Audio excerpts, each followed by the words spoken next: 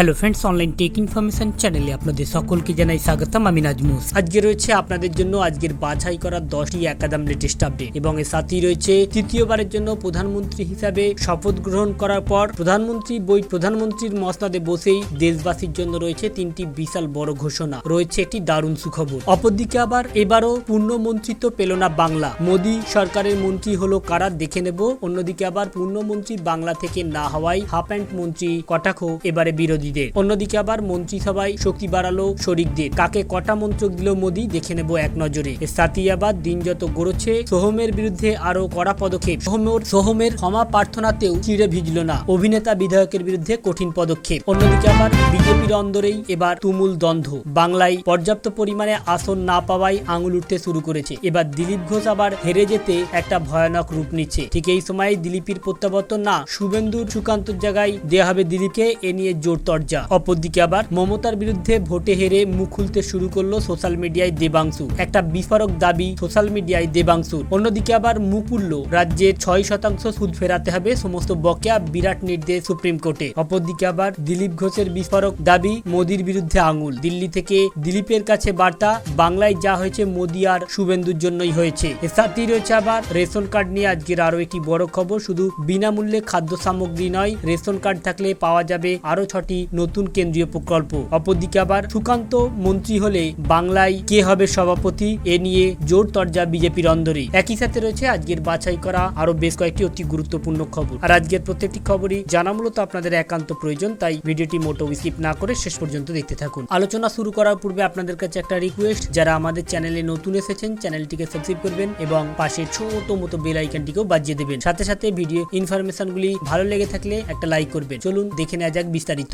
বাংলার কপালে আবারও হাফ প্যান্ট মন্ত্রী। পূর্ণ মন্ত্রিত্ব পেল না বাংলা। মোদী সরকারের মন্ত্রিসভায় 14তেও জোটেনি, 19এও জোটেনি, 24এও জুটল না। এবার পশ্চিমবঙ্গের কাউকে পূর্ণমন্ত্রী করলেন না প্রধানমন্ত্রী নরেন্দ্র মোদী। এমনকি স্বাধীন দায়িত্বপ্রাপ্ত রাষ্ট্রমন্ত্রীও করা হয়নি। বঙ্গ বিজেপির সভাপতি তথা বালুরঘাটের বিজেপি সাংসদ সুকান্ত মজুমদার এবং বনগাঁ লোকসভা কেন্দ্রের বিজেপি সাংসদ শান্তনু ঠাকুরের রাষ্ট্রমন্ত্রী করা হয়েছে। রবিবার রাষ্ট্রপতি ভবনে শপথ গ্রহণে শেষের দিকে তারা শপথ বাক্য পাঠ করেন। সার্বিকভাবে পূর্ণমন্ত্রী করা হয়েছে 31 জনকে। 5 জন স্বাধীন দায়িত্বপ্রাপ্ত রাষ্ট্রমন্ত্রী হয়েছেন আর মন্ত্রী করা হয়েছে 36 জনকে। তবুও বাংলায় কাউকে পূর্ণমন্ত্রী করা হলো না। এ নিয়ে এবার বিরোধীরা সুর চড়াতে শুরু করে দিয়েছে। বাংলাকে ওরা দেখতে পারে না, বাঙালিকে ওরা দেখতে পারে না, তাই এখনো পর্যন্ত তারা বাংলার কাউকে পূর্ণমন্ত্রী দিচ্ছে না, আগামী দিনে দেবেও না। অন্যদিকে আবার মন্ত্রিসভায় শক্তি বাড়ালো শরিকদের। শপথ গ্রহণ করার পর মন্ত্রিসভা গতবারের তুলনায় এবারে মন্ত্রিসভাটা অনেকটাই আলাদা হয়েছে। কারণ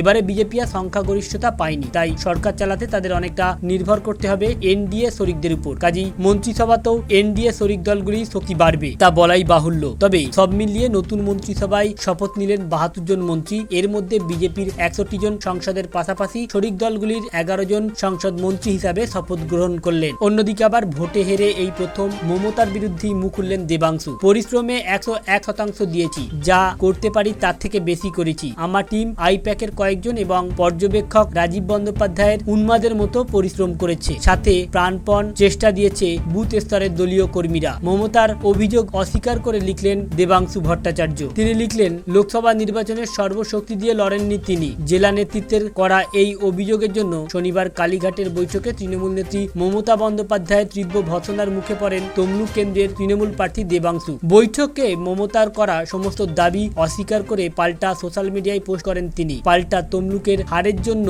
দায়ী করলেন জেলা নেতৃত্বকে। দাবি করলেন, জয়ের জন্য 101% দিয়েছি। দিলীপ ঘোষ হেরে এবার দিলীপ ঘোষের বিস্ফোরক বার্তা। লোকসভা ভোটে হেরে যাওয়ার পর যখন দিলীপ ঘোষ তোলপাড় করে দিচ্ছেন, তখন দিল্লি থেকে তার কাছে একটি গোপন বার্তা এসেছিল। বলা হয়, শুভেন্দু অধিকারীর অক্লান্ত পরিশ্রম না করলে এটা সম্ভব হতো না। বিজেপির রাজ্যসভার সাংসদ স্বপন দাশগুপ্ত এই প্রসঙ্গে টুইট করে জানিয়েছেন, নির্বাচনের পরে বাংলায় অনেক উত্তেজনা রয়েছে। প্রধানমন্ত্রী নরেন্দ্র মোদী বাংলায় এই নির্বাচনে বিজেপির বেশ উন্মাদনা তৈরি করেছে আর শুভেন্দু অধিকারী অক্লান্ত পরিশ্রম করে কর্মীদের উৎসাহ প্রদান করেন। তাদের মধ্যে এই পারস্পরিক বোঝাপড়া না থাকলে ফলাফল আরো খারাপ হতে পারত। সামগ্রিক ত্রুটি ছিল, তা অস্বীকার করেননি স্বপন। এরপরে আরো একটি প্রশ্ন রয়ে যাচ্ছে, হেরেছে দিলীপ, তাহলে দিলীপ কি দল ছাড়বে বা কাজ বন্ধ করে দেবে, নাকি সুকান্তর জায়গায় দিলীপকে দেওয়া হবে, না শুভেন্দুর জায়গায় দেওয়া হবে? তবে এখনো পর্যন্ত কোনো সিদ্ধান্ত নেওয়া হয়নি। আগামী মাসখানেকের মধ্যেই এই সিদ্ধান্ত নেওয়া হবে। কেউ কেউ দাবি করছে দিলীপ ঘোষকে তার পূর্ব অবস্থায় ফিরিয়ে ফিরিয়ে দেওয়া হবে, অর্থাৎ সুকান্ত মজুমদারের পদে তাকে আনা হবে। অন্যদিকে আবার যোগীর উপরে রাগ শাহ মোদীর। উত্তরপ্রদেশ হতে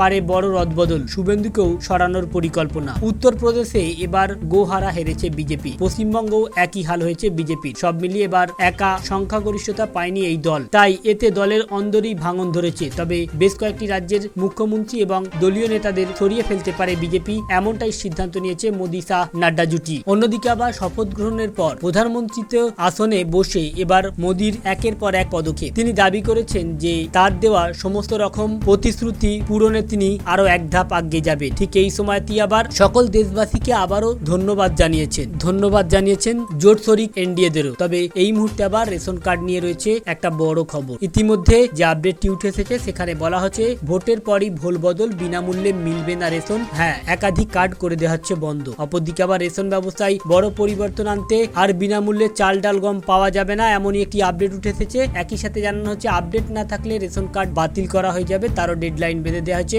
অপরদিকে আধার কার্ড থাকলে খুব ভালো, নতুবা 14 ডিসেম্বর পর্যন্ত বিনামূল্যে পাওয়া যাবে। জানুয়ারির আগেই আধার কার্ড এবং রেশন কার্ডকে আপডেট করতে হবে, নতুবা সমস্যায় পড়তে পারেন আপনি। তো ফ্রেন্ডস, এই ছিল মূলত আজকের বাছাই করা আপডেট। আমাদের উদ্দেশ্য ছিল কেবলমাত্র এই আপডেটগুলি আপনাদের সামনে উপস্থাপন করা, যাতে আপনাদের জানতে বুঝতে সুবিধা হয়ে থাকে। যদি ভালো লেগে থাকে ভিডিওটিকে অবশ্যই একটা লাইক করবেন এবং প্রচুর পরিমাণে শেয়ার করবেন। Thank you friends, thank for watching.